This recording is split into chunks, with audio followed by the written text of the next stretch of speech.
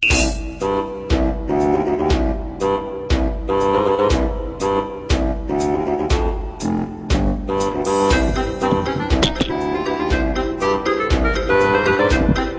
name is Andy Campbell,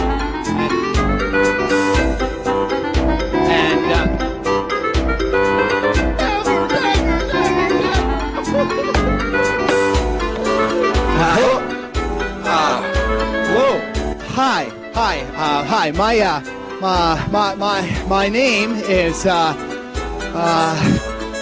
Andy Campbell, and welcome to the knock your socks off world of public speaking.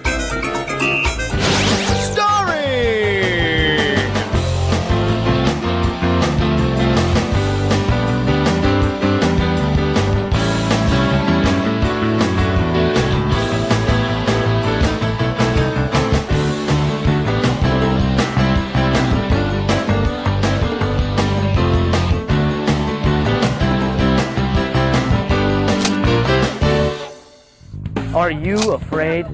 I don't mean of me. I'm Tim, and I'm harmless. I mean, are you afraid of public speaking? Maybe you're confused, a little sleepy, cranky. Well, if you bought this tape, you're expecting to someday find yourself in a situation where you have to get up and speak in front of a large crowd. And whether you need to give a classroom speech or the most important business presentation of your life, you've probably got a bunch of questions and concerns. Maybe you're afraid you're gonna get up there and just blank out.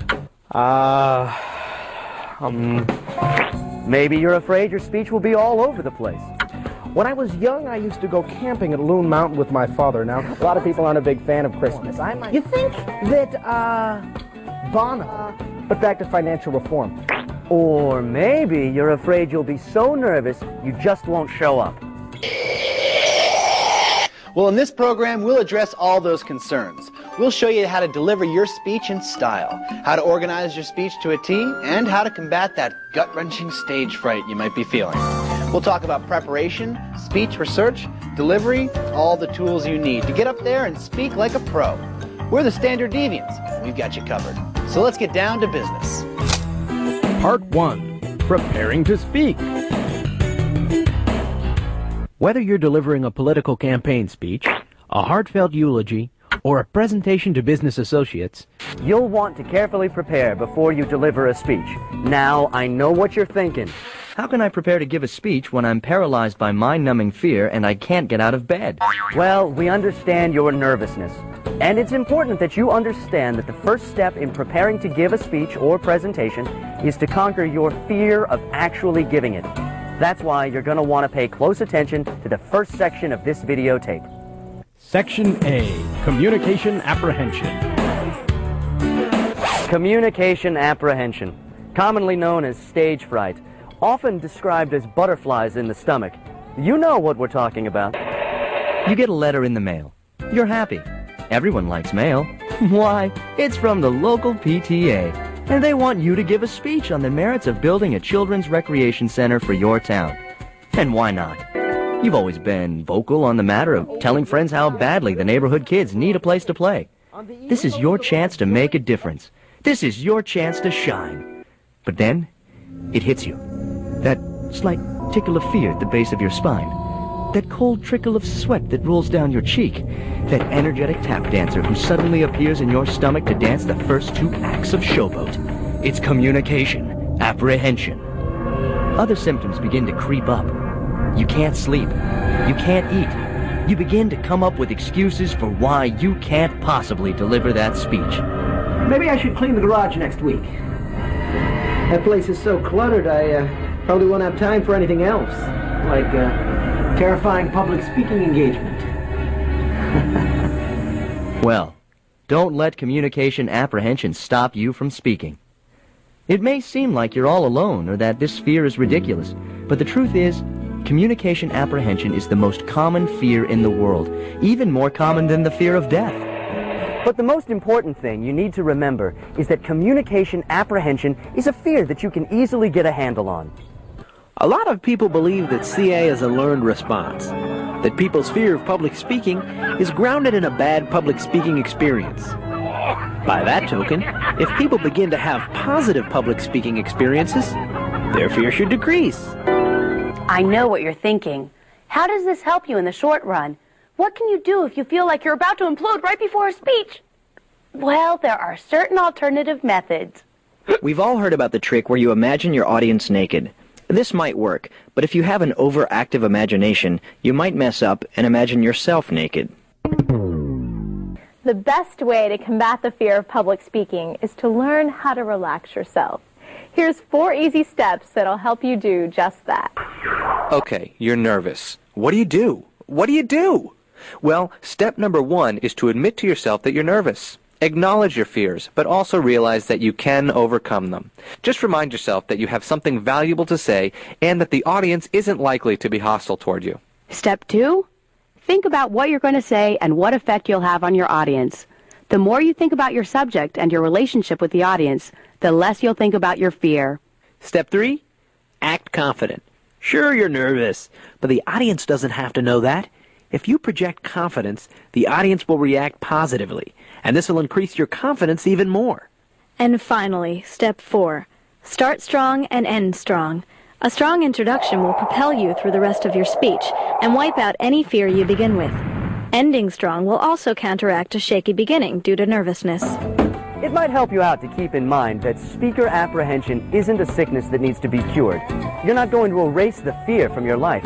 Chances are you'll always be a little bit afraid before you get up in front of a large crowd. We all are. The key is to learn to deal with your fear and control it, so that it doesn't control you. So the absolute best thing you can do is take a deep breath, recognize your fear for what it is, and write the best possible speech you can. Because preparation is the key to overcoming your public speaking woes. And, conveniently enough, preparation is what we're talking about next. Section B, supporting material.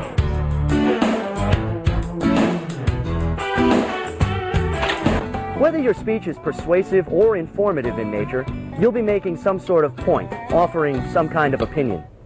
And in order to support that point or opinion, you'll need to organize some supporting material. You'll need to do a little research. The goal of research is to gather supporting materials. These are factual materials and opinions that back up the main ideas of your speech. Every type of support material projects your ideas in a slightly different way. By using all kinds of different support materials, you can increase an audience's interest in your speech. Just remember, for each type of support material you decide to use, ask yourself 4 important questions. Is this accurate? Is this specific? Is this clear to my audience? And most importantly, is this relevant? That in mind, let's take a look at some common types of supporting material. Factual materials. Factual materials can be broken down into 3 different categories. They are facts, definitions, and statistics. Facts. Facts are units of information that can be verified by independent observers. So if you were presenting an informative speech on television sitcoms of the 80s, a fact would be that the show Growing Pains had a character named Boner. That's a simple truth that can be verified. Our neighborhood hasn't had a community recreation center since 1958. 1958. Definitions. There are 2 types of definitions for many words: denotative and connotative. A denotative definition is a literal definition, the kind you'll find in a dictionary. A connotative definition has to do with the emotional response that people have to a word. Community. It's defined as a group that shares a location, a government, and a common cultural background. The key word there is share. It's important to keep in mind that some words carry connotative meanings that may be negative. These words can work against the purpose of your speech. We need to work together to build this center for our kids. We need a joint effort, like the communists. Statistics. Statistics stand right alongside facts and definitions as supporting material that can strengthen your speech. Bluntly put, statistics deal with numbers. They're numerically formulated facts used to describe observations of size or frequency. Put that way, statistics sound about as exciting as going to a math party with Rain Man. But for your purposes, they can actually be pretty helpful. Statistics can help make quantitative comparisons, chart trends, suggest relationships, and summarize huge amounts of data. So let's say you're persuading the town council to build a new community center. You might say, There are over 3,000 recreational centers for children on the East Coast alone. Or maybe Statistics show that cities that have a children's recreation center have a 40% lower crime rate for juveniles than those that don't. Or even 4 out of 5 dentists surveyed recommend that kids chew Trident at recreational centers. In any event, statistics really can help support the main ideas of your speech. examples. Examples are another type of common supporting material for speeches. An example is a piece of information that's presented to the audience in order to clarify an idea or concept. Examples try to make a concept vivid and relevant to an audience. Two important types of examples are specific instances and illustrations. A specific instance is a fairly brief example. It's clear, it's short, and immediately illustrates a main point. You can use specific instances to support ideas that only require a brief reference to make your point immediately apparent. So suppose you were giving an informative speech whose specific purpose was to inform the audience on the dangers of mountain climbing. In that speech, you might make the claim, mountain climbing is dangerous for novices. A specific instance that supports your claim might sound something like this. Dave Sturdivant, an inexperienced 28-year-old student, climbed Mount McKinley on August 28, 1993. He died that day of grappling hook injuries. An illustration is an extended example. Usually it's told in narrative form, like a story. Basically, illustrations are more detailed than specific instances. You should use illustrations when you're worried that a brief reference won't help the audience grasp your main point. One major type of illustration is an anecdote. Anecdotes are a little different from illustrations. Often they have more of a humorous, entertaining feel than illustrations. There are 3 different types of anecdotes: personal, third person, or a fictional story that relates to the main point. Let's look at these 3 different types of anecdotes. Okay, assume you're delivering a persuasive speech whose specific purpose is to convince the audience that baseball is a dangerous sport and should be banned. This might be a possible personal anecdote. A time I remember when I was 5 years old. I went to the ball game with my dad. The grass was green. The sun was shining. All was right with the world. So my dad and I, ballpark francs in hand, took our seats in the bleachers. The game was fantastic, a pitcher's duel, but a surprise came in the bottom of the 8th. The shortstop, best hitter on the ball team, smashed a ball in our direction. The crowd went wild. The batter ran the bases and the ball rocketed towards my dad and hit him square on the forehead. On to play in the big leagues. Now here's an example of a third-person anecdote for a speech with the same specific purpose. The American pastime had treated him well. Then, one balmy Sunday afternoon, John stepped up to the plate. The pitcher threw, and John hit the ball as hard as he could. Hard enough to shatter a family, you might say. John hit a home run, but beamed a father sitting in the stands. John would never hit again. And finally, there's the anecdote in the form of a fictional story. These stories can help hold an audience's attention and illustrate your main points. Assume our last 2 anecdotes were entirely true, and listen to this fictional story framed in the same topic. Let's watch. Casey was a baseball player, the mightiest in the land. When Casey strode up to the bat, he'd make 1,000,000 fans. He'd run, he'd throw, he'd catch, he'd slide, and all the fans would cheer. "We'll win the series," they'd all yell. "We'll win it every year." And then one day he took the bat in a most important game. 'Twas for the series of the world, the champs, his team would reign. But the pitch hit Casey on the skull, right into his head. And so the mighty Casey lay on home plate, stone cold dead. And there you have it, the 3 kinds of anecdotes: personal, third person, and fictional.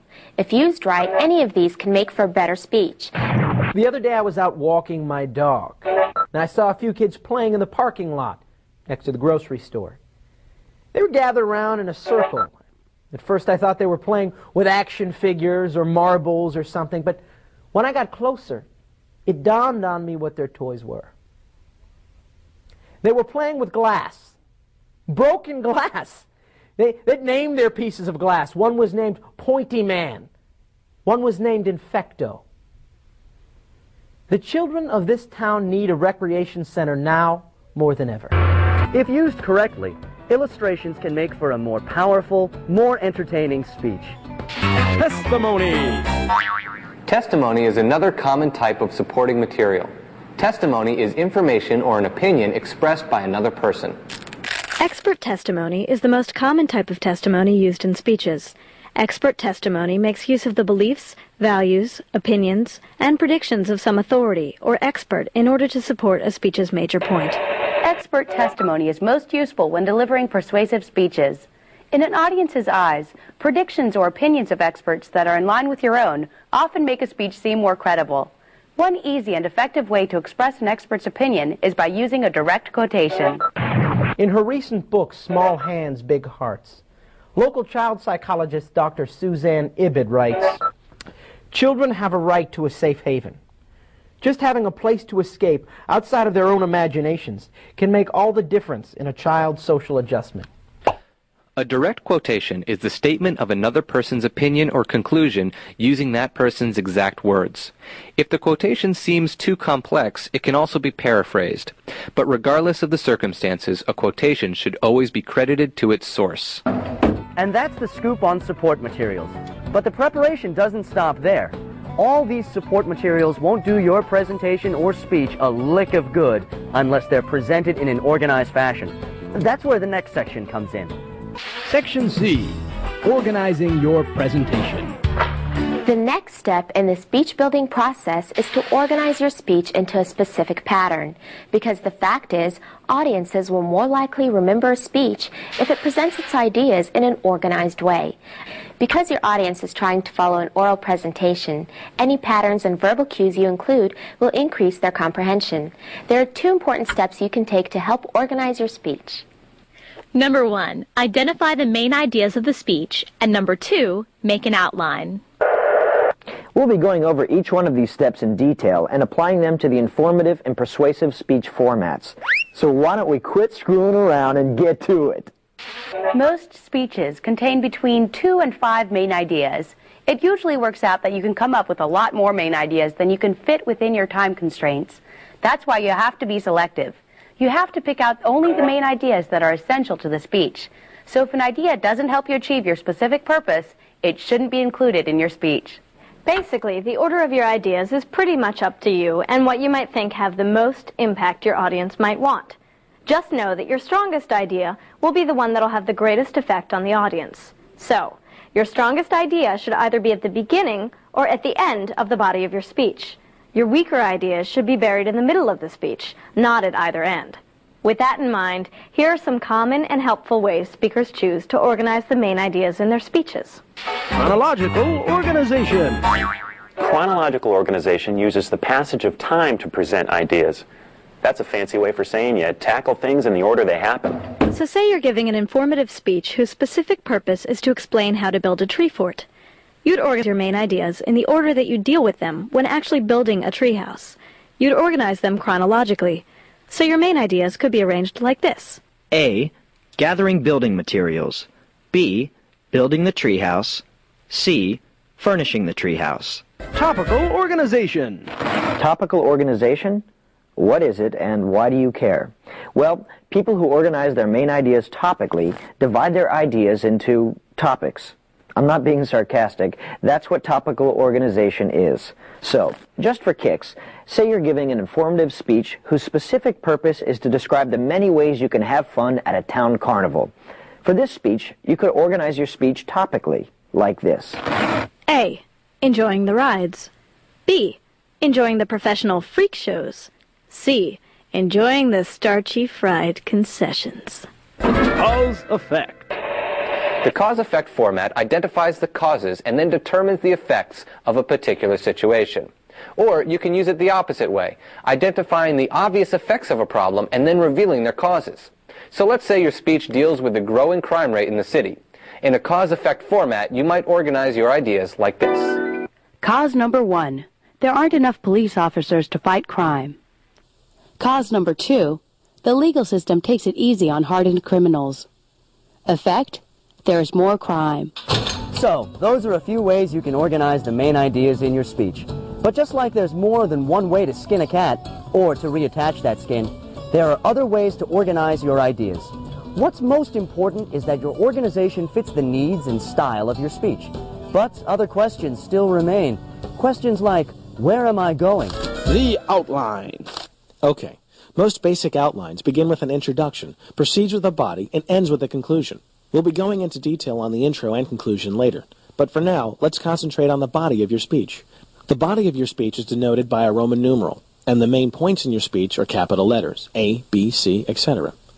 Then your supporting material, the illustrations, examples, and facts you're going to use to back up your main points, are located under the big letters and labeled with Arabic numbers 1, 2, and so on. So what you're doing is arranging your speech so it flows from general to specific information. Okay, now let's apply this outline to a real speech. Let's say the specific purpose of your speech is to explain how to avoid being mugged while visiting New York City. Your first main point, A, could be something like, you have to be wary of your environment when visiting New York. Then you back up this main point with supporting material. Anecdotes, statistics, examples, whatever best suits your speech. These are your tiny ones and twos. So the supporting material might be a statistic like 28% of all tourists are robbed at the bus station. Or maybe an interesting anecdote about your friend who was mugged in an ATM machine at midnight. In any event, this process is repeated for all of your main points. So if your capital B is something like, be wary of the people around you when traveling in New York, you go on to back up this assertion in the same fashion. And that's outlining the body. But just as every tale has a beginning and an end, your speeches must have introductions and conclusions. You'll find an introduction at the beginning of every speech, but introductions can vary in complexity, so let's take a look at a full-fledged introduction with all the trimmings. A complete introduction has 4 different components. They are an intention getter, a statement of purpose, a statement of rationale or statement of relevance, and a preview of the body of the speech. We'll go into each one of these elements in detail. The attention getter. An attention getter grabs the audience members by their faces and says, "Hey, I'm talking here, I'm talking!" A good attention getter makes the audience want to listen to what's coming up next. One common type of attention getter is identification with the audience. Okay. Assume you're giving a speech on the many alternate uses of bubble gum to the members of the NGSC, the National Student Gum Convention, in Indiana. One type of attention getter you might try is identification with the audience. All of us here are students, and we all love gum. Identifying with the audience draws on something you and the audience have in common. Another great common attention getter is reference to the situation. When you do this, you acknowledge the occasion that caused the speech. Here we are, all of us gathered together at the Indiana Gum Convention. The statement of purpose is also a very common attention getter. This tends to work when the audience is already favorable to your ideas or when your thesis is really unexpected. When people think of the things they value, the things that are important to them, they don't often think of gum. Today, I'm changing that. Another winning attention getter? A startling statistic or claim. A strategically placed wad of gum just might save your life. Don't believe me? Listen up. The startling claim or statistic is really effective if there's a gap between what the audience thinks they know and what they actually know. But maybe that's not your speed. Maybe you want to tell a story. I chewed my first piece of gum when I was 7 years old. I still remember it. It was cherry. It was tasty. The flavor was long-lasting. But I never knew it would save my life. You see, Anecdotes can draw an audience right in, especially if they can relate to the characters in the story. Just make sure if you tell a story that it leads you into your main points and that it's not too long. Then maybe a story's not the way for you. Maybe making a comparison is more your speed. I looked at a box of baking soda the other day. You know, that stuff does about 15 different things. It cleans. It freshens. I'm surprised it doesn't fight crime. It's almost as versatile as gum. Yeah, that's right. Gum. Comparisons are usually effective because differences and similarities are easily understood. Next up is the rhetorical question. A rhetorical question is a question for which no answer is expected. It's designed to make the audience think. The danger of the rhetorical question is that someone might answer it. What would you do if I told you the answers to your problems were in that stick of gum in your pocket? A final attention-getting example is the quotation. A famous folk song once raised the question, does the bubble gum lose its flavor on the bedpost overnight? Possibly, but it doesn't lose any of its other qualities. Bubblegum is... The right quote could be the perfect attention getter to rope in your audience. Just make sure the quote you choose is applicable to your speech. And those, my friends, are the attention getters. Use them right and they'll be a knockout introduction. That is, of course, if you make the other sections of your intro just as strong. Sections like the statement of purpose, stating the relevance of your speech, and the preview of the body. Moving right along. If you didn't use a statement of purpose as your attention getter, it's a good idea to include one in your introduction anyway. Usually, if you give the audience your thesis statement in the introduction, your statement of purpose is also revealed. Another must in the introduction is explaining the relevance of the topic to your audience. In this section of the intro, you tell the audience how your topic relates to them. This way you'll make the ideas of your speech important to them right off the bat. This will motivate them to listen to the speech. And finally, there's the preview of the body of the speech. By giving the listeners a preview of what's coming, summarizing the main points you'll be making, you can help your audience follow along throughout your speech. The conclusion. A conclusion is what comes at the end of your speech. It draws together everything that's been said and indicates what the audience should do or believe as a result of the speech. It's the last part of your outline and can be broken up into 4 parts. A. Summarize your main points. B. Restate your purpose. C. Call your audience to action. And D. Round off. A simple summary of main points is exactly what it sounds like. Tell them what you told them and be brief. The restatement of purpose is your opportunity to make a final appeal to the audience. It's your last shot to tell the audience exactly what you want them to do or believe. The call to action motivates the audience. It urges them to act. If your speech is about the dangers of mountain climbing, this step urges them to be wary while climbing. And finally, rounding off gives your speech a balanced, circular feel. So if you can somehow connect your conclusion back to the attention getter in your introduction, you're in good shape. So how do you do all this stuff? What kind of stuff do you put in the conclusion to make it as effective as possible? Well, a lot of the strategies for introductions can also be used in conclusions. A quotation can always sum up the purpose and topic of the speech with a few memorable lines. So I urge you, take a chance. As my 4th grade Little League coach once said, you can't steal second base and keep 1 foot on first. Challenging the audience is a technique speakers sometimes use in a conclusion. Challenging the audience motivates them to achieve the speech's purpose.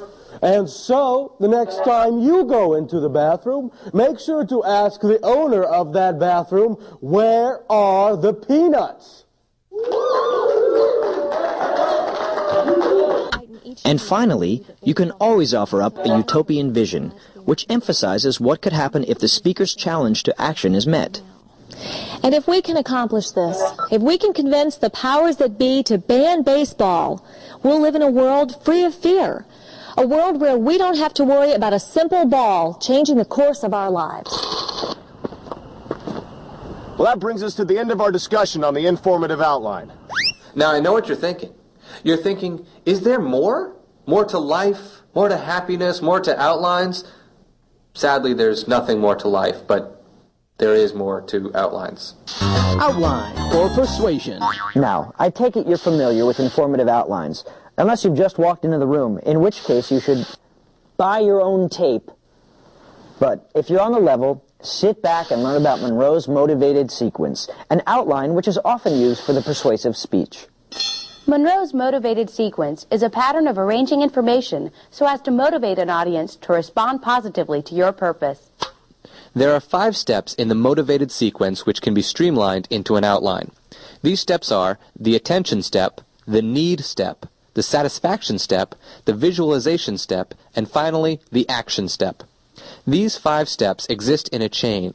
Failure to fulfill any of these steps might send your speech down the drain. Right now, we'll go over each step of Monroe's motivated sequence in detail. Step 1, the attention step. You learned about attention getters when we discussed introductions earlier. Well, the attention step in Monroe's motivated sequence serves the same purpose as an attention getter in a standard informative speech outline. The attention step just may be the most important step in your whole speech. If you want to make your audience feel a certain way, you've got to rope them in early. That's what the attention step does. The purpose of this step is to make the audience give you its undivided attention. This step should make the audience anxious to hear what you have to say, jumping out of their seats even. Johnny Ringo's back in town. Now, how do I know this? Because just the other day I saw him steal a milkshake from a little boy. Just pushed him over and stole it. Now, how long before he steals something from you? Step 2, the need step. The need step demonstrates that a distinct need exists for the audience members.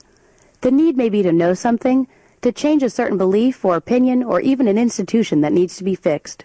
This is the step where the bulk of your supporting material should be.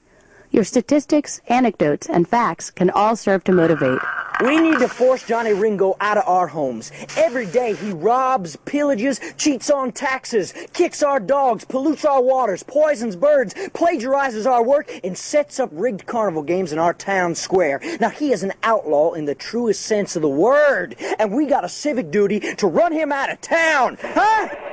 So the result of this step should be that the audience should feel they need to know something or do something. It's the kick in the butt step. Step 3, the satisfaction step.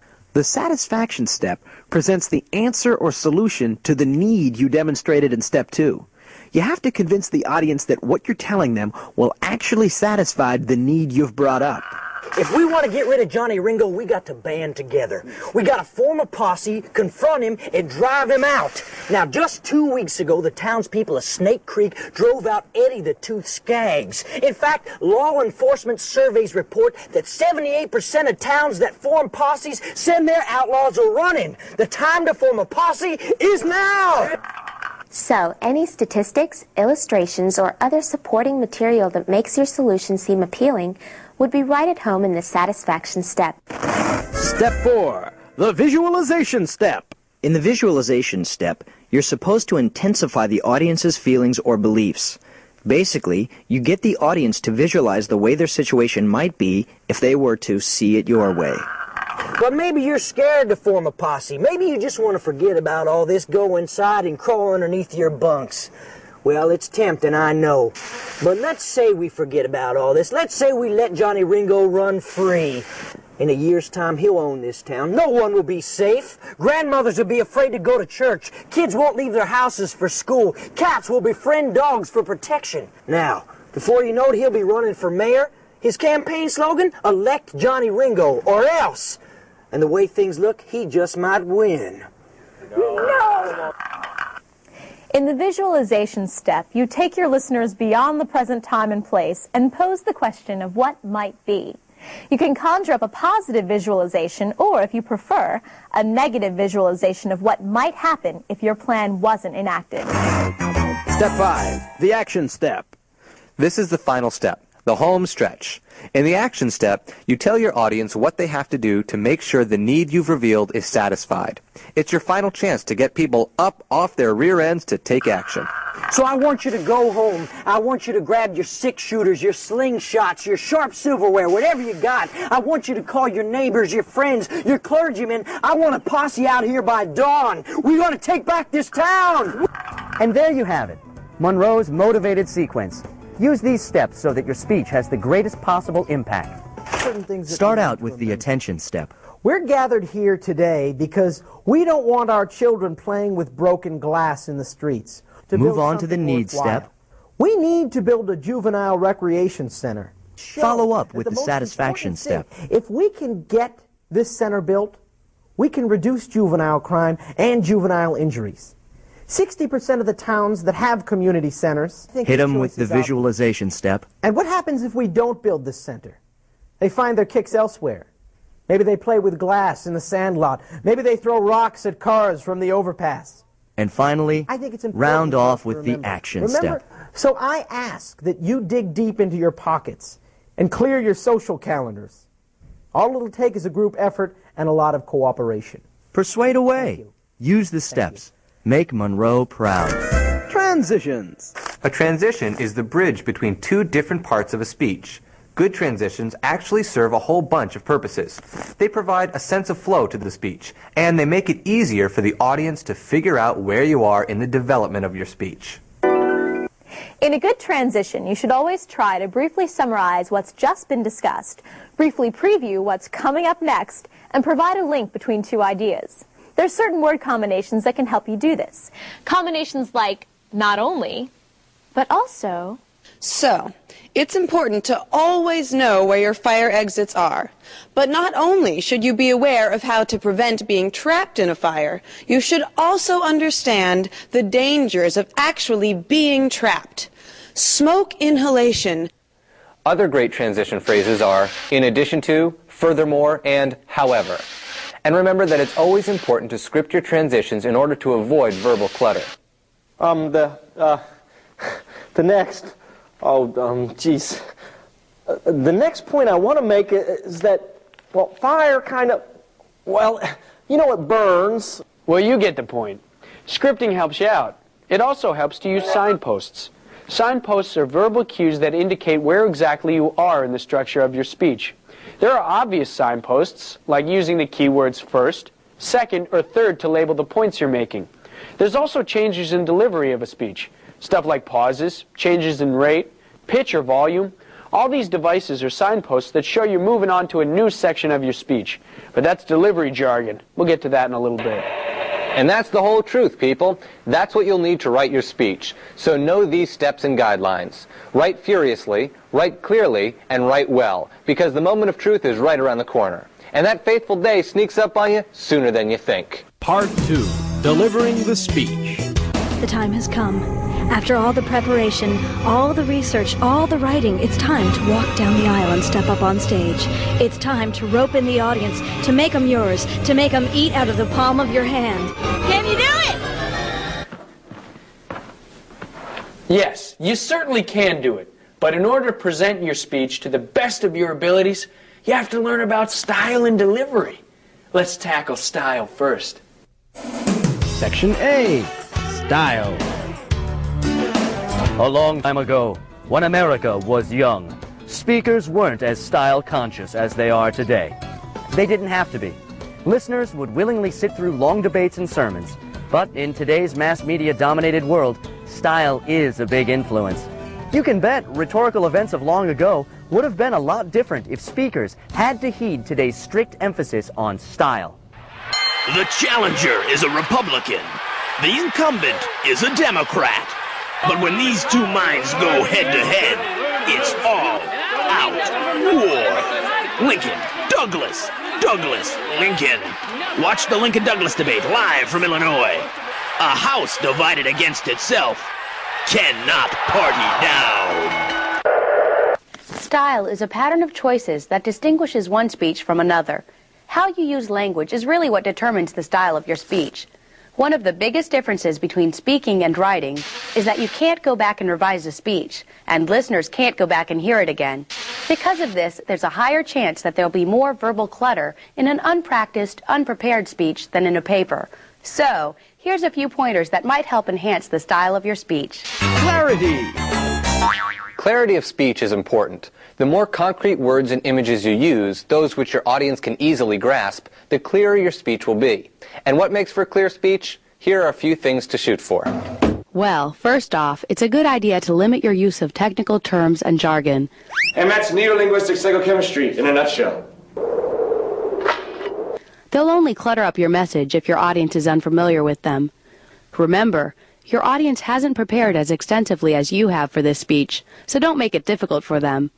You don't want to dumb down the message. This is a scalpel. It works like a knife. Now, does anybody know what a knife does? Just don't be too wordy. It's also a good idea to speak in the active voice. The active voice focuses on who does what. Conversely, the passive voice concentrates on what was done.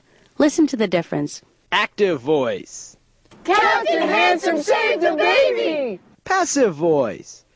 The baby was saved by Captain Handsome! You see the difference? The active voice makes for a stronger speech. Rhythm. Rhythm is the sense of movement or pacing within the speech. A good way to create a sense of rhythm is through repetition. That doesn't mean you should be redundant when you speak, saying the same things over and over, bringing up the same points again and again, just going on and on about the same old information time and time and time again. Just know that it's a good idea to repeat your purpose as you go through the body of your speech. Repetition helps emphasize key points, enhances the audience's ability to remember, and helps a listener understand the overall structure of a speech. Another fantastic rhythmic device is antithesis. Antithesis is the pairing of opposites within a speech, usually to suggest a choice between the two of them. So, when Kennedy said, "Ask not what your country can do for you, ask what you can do for your country," that was antithesis. It flows off the tongue, moves the speech forward, and makes a point. Here's a little-known example of another Kennedy antithesis. Error, this is not a sandwich with mayo on the side. This is mayo with a sandwich on the side.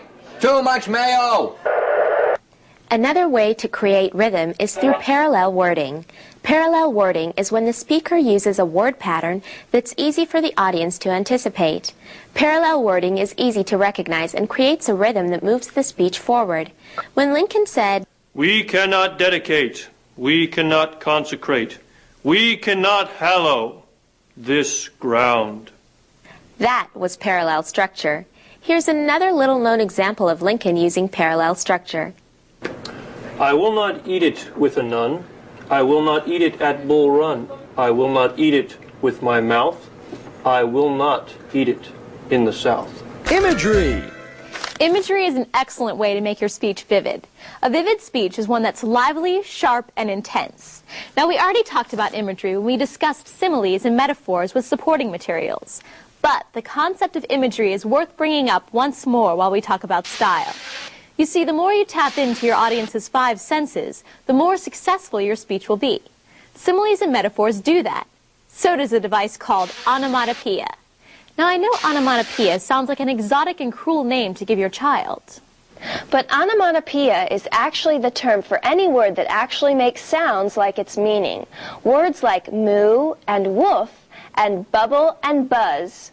Used correctly, onomatopoeia can enhance your speech. The buzz of the crowd, the crack of the whip, the roar of the lions, the tittering of professional midgets.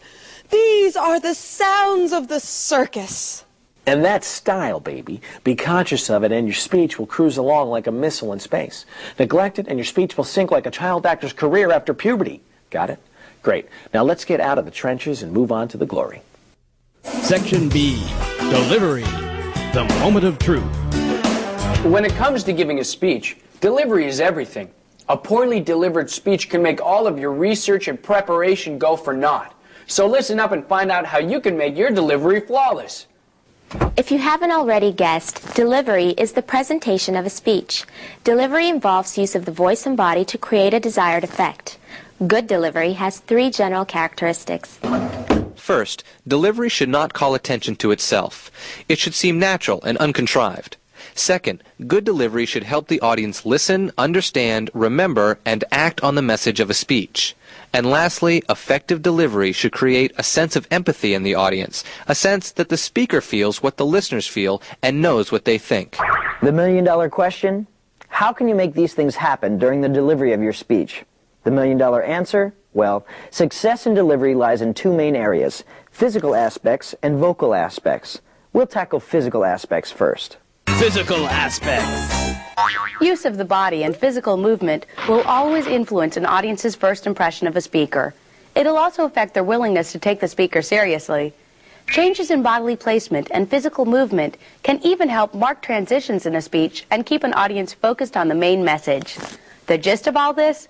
Physicality is important while delivering a speech. That in mind, let's look at a few aspects of appearance and body movement and find how they can work for you. Attire. What you wear really depends on the event at which you're delivering the speech. Some settings are formal, some more casual.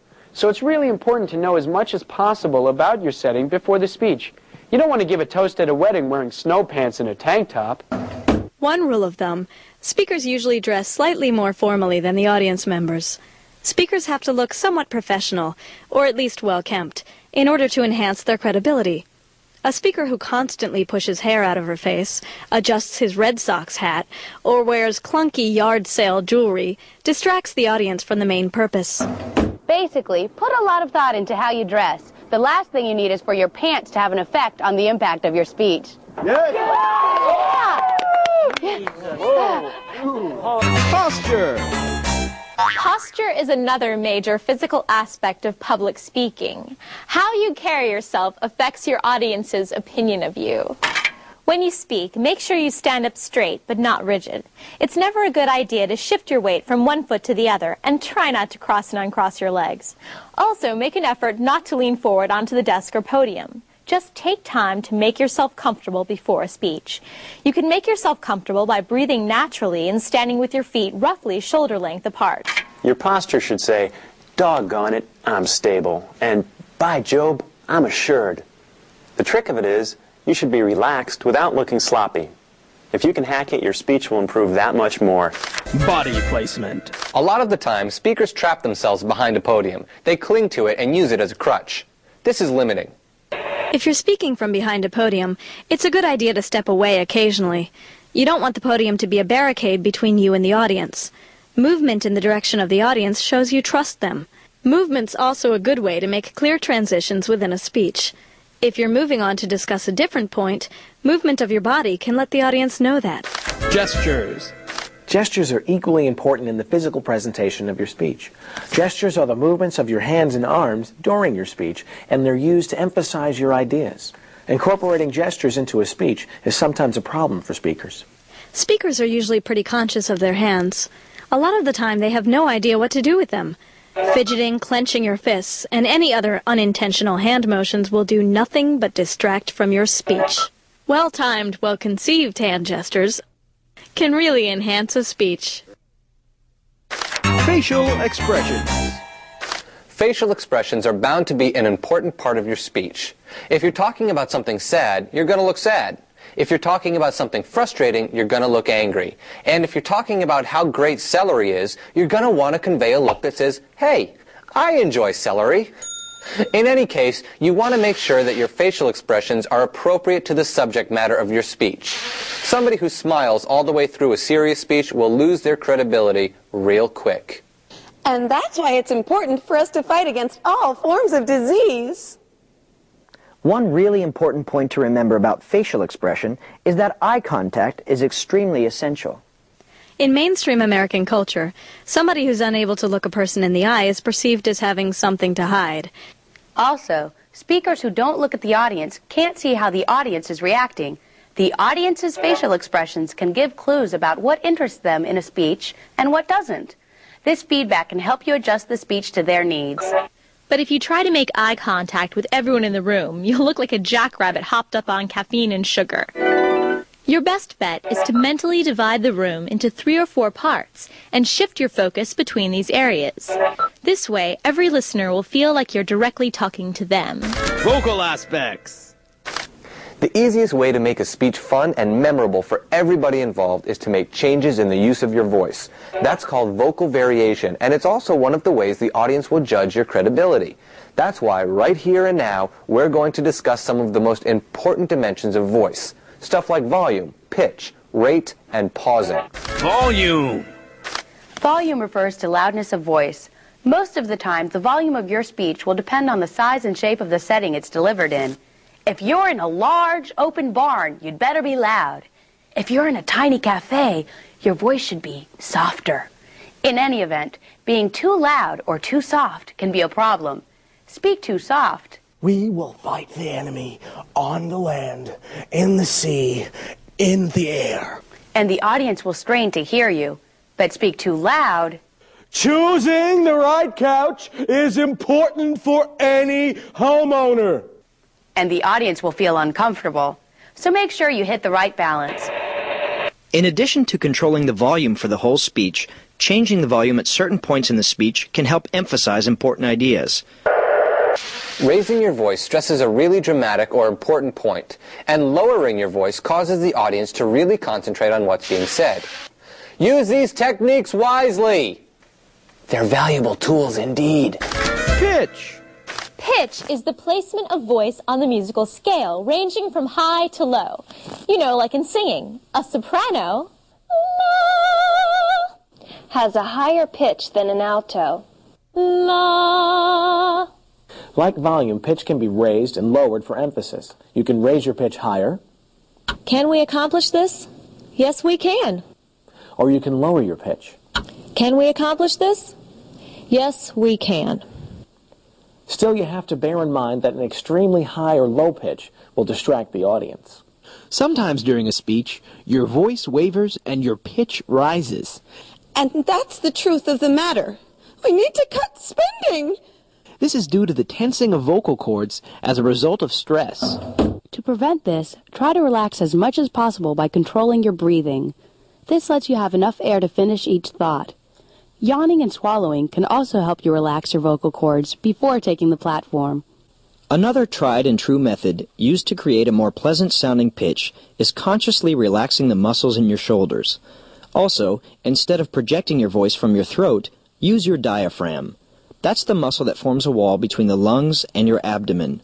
This helps your pitch because the diaphragm controls the stream of air over your vocal folds, which produce the voice. One of the most distracting problems having to do with pitch is speakers who deliver their speech in monotone. That's a speech given at the same pitch with no variation the whole way through. I'm sure you're familiar with it. That's why a carnival is so exciting. It has rides, games, cotton candy. It's easy to see why a speech delivered in monotone is so good at inducing sleep. You need to vary your pitch. Otherwise, you risk making your speech mind-numbingly boring.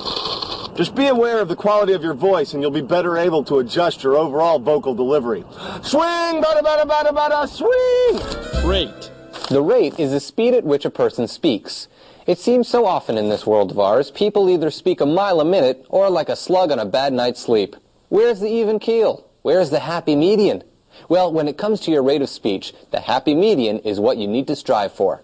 The average rate of speech is about 125 to 150 words per minute, but rate, like pitch, can really increase if you get nervous.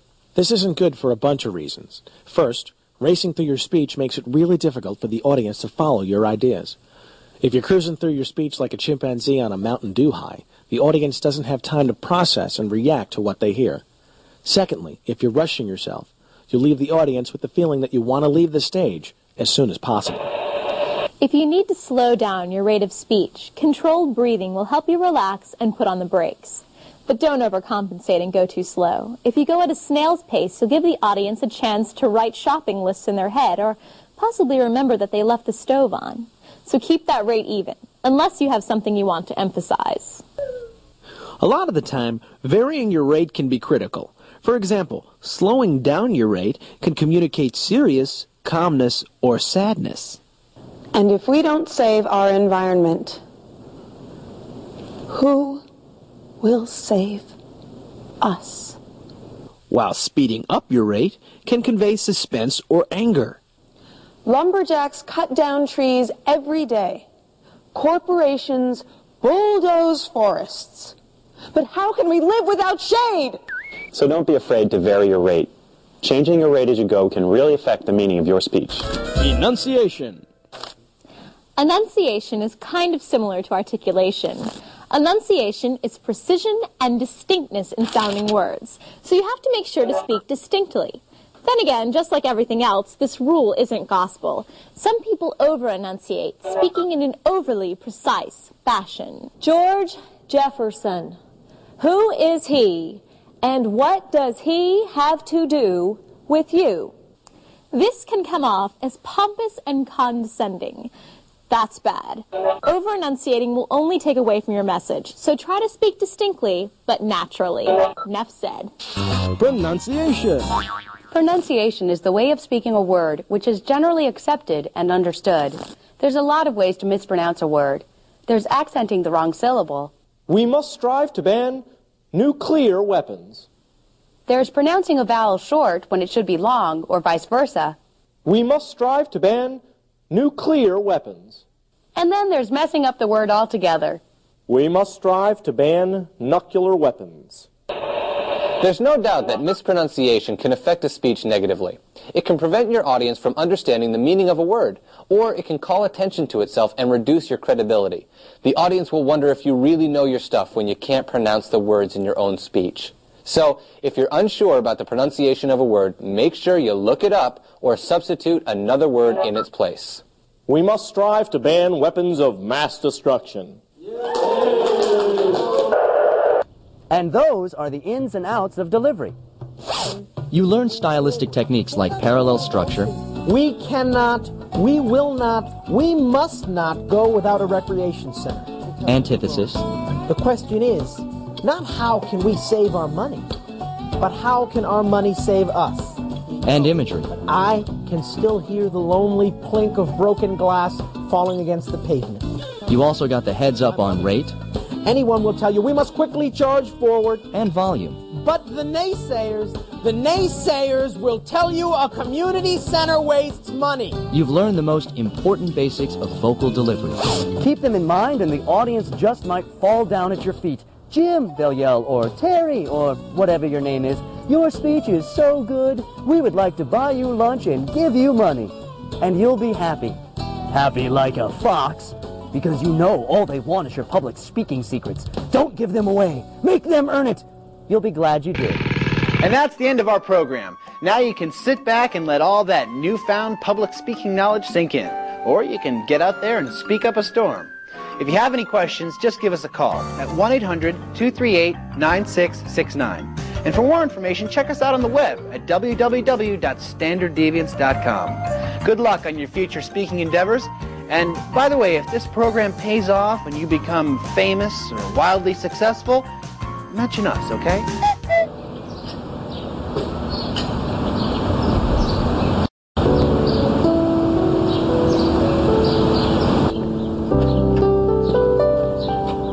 So how'd it go?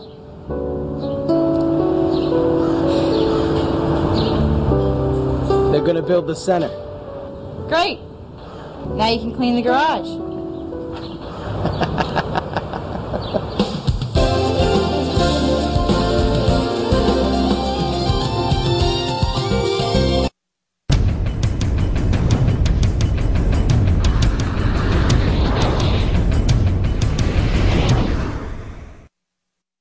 Introducing another exciting video series from Cerebellum, the award-winning Standard Deviance. Recommended by university professors and teachers across the nation, the Standard Deviants are helping students everywhere. The Standard Deviants cover all major subjects and present tough course material in an enjoyable and informative video format. Watch as the Standard Deviants help you understand today's most difficult courses, including algebra, accounting, calculus, chemistry, differential equations, English composition, finance, marketing, organic chemistry, physics, psychology, Spanish, statistics, trigonometry, and much, much more. Get started today with the Standard Deviants. Call 1-800-238-9669 to find the store nearest you, or visit us at www.cerebellum.com. The Standard Deviants, 1997 and 1998 15-time Telly Award winner for Best Educational Video.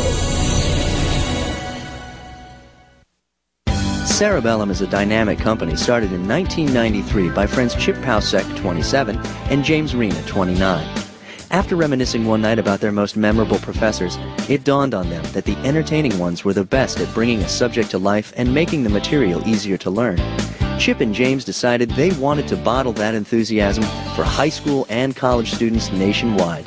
Hence, Cerebellum's line of videotape study aids was born. The tapes offer a supplement to classroom lectures and textbook reading by offering a stimulating visual medium for learning. Cerebellum now has 40 employees who work in a 16,000 square foot facility in Falls Church, Virginia. The Standard Deviant series features a growing line of over 60 titles from subjects as diverse as algebra to Spanish.